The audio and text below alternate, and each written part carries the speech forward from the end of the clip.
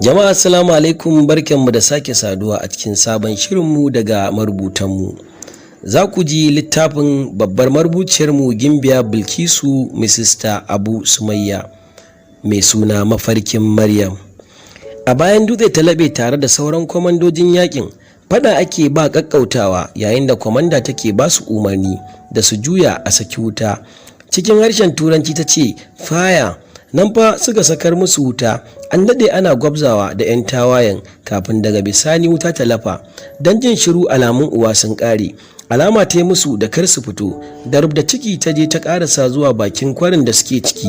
Da rarrafe ta leƙo ta ga wajen ba kowa.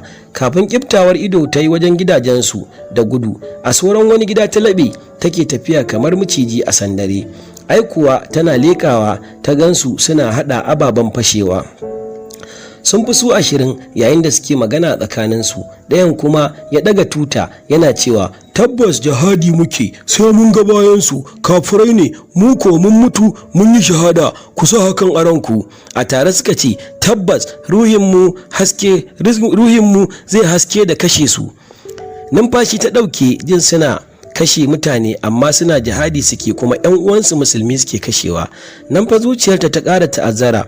Ta buɗe aljihun bindiga, ta zaro bindigar da ke aljihunta, ta kuma zaro bindigar da take a bayanta. A hanzarce ta zara bindiga a sakan ta fara sakar musu wuta. Nan fa suka fara mayar mata da martani, tana laɓewa a soran. Da ta ga abin ya ki karewa, saman soran gidan ta hau ta fara tafiya a hankali har ta kai ga kan kwano. Wuta ta sakar musu ta sama.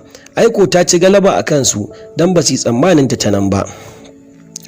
Daga bayanta ta ji an harbe ta a kirji. Dafa kirji ta yi saboda zafin da ta ji ya dake ta. Numfashinta ne ya fara fita da kyar da kyar. Ji ta ana yayyafa mata ruwa ana, "Ke Maryam, me haka, lafiyar kin dafa kirji kina nishi da kyar?" A gigice ta farka ta ce, "Umma, alhamdulillahi, ashe ba da gaske bane." Umma ta ce, "Me ba da gaske ba? Mafarki kika mara kyau?" Maryam ta ce, "Wallahi umma, mafarki na yi mun fita yaƙi, ni ke jagorantar tawagar, wai an harbe ni a ƙirji." Umma ta yi tsaki, "Ai ga irin ta nan, tun kina yarinyar ki kike son zama soja, shi yasa kika yawan mafarki saboda kin sa abin a ranki." Maryam ta ce, ta miƙa ta ce, "Allah ya sa ya zama gaskiya, na zama soja har ma ni ce kwamanda."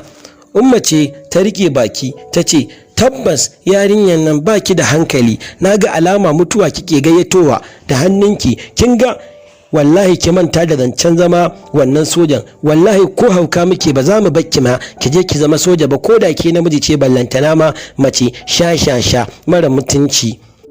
Umma ce ta fusata ta ce, "To ai sai ki yi muga, saboda ke."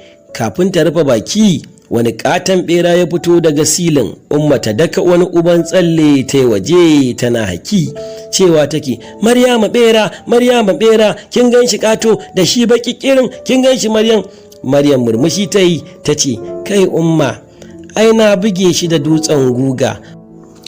Umma na haki ta leko, aiko ta ga bera a make, sai kuma ta fara faɗa, "Ke wato ba abin da kike tsoro ko? Kya yi ki gani, ai wallahi sai dai ki kare, in dai aikin soja ne, in dai ina raye wallahi ba za ki yi shi ba." Maryam murmushi ta yi kawai ta tashi ta fito don ta yi sallah saboda la'asar ta yi. Tana alwala ne babanta ya shigo yana, "Inna lillahi wa inna ilaihi raji'una." Umma da sauri ta fito tana, lafiya malam." Ya ce, "Wallahi a masallacin gangare ne aka sa bom yanzu nan." A firgice Maryam ta ɗago kai ta ce, "What?" Ku ci gaba da sauraron shirye-shiryenmu domin jin daɗin ku. Ta kwaya kullum Gimbiya Bilkisu Mrs. Abu Sumayya, marubuciyar da ni ya dace, Mafarkin Maryam, matar Dokta da sauransu. Ku ci gaba da bibiyar mu domin nishaɗantar da ku da ilmantarwa tare da kuma da faɗakarwa. Mun gode.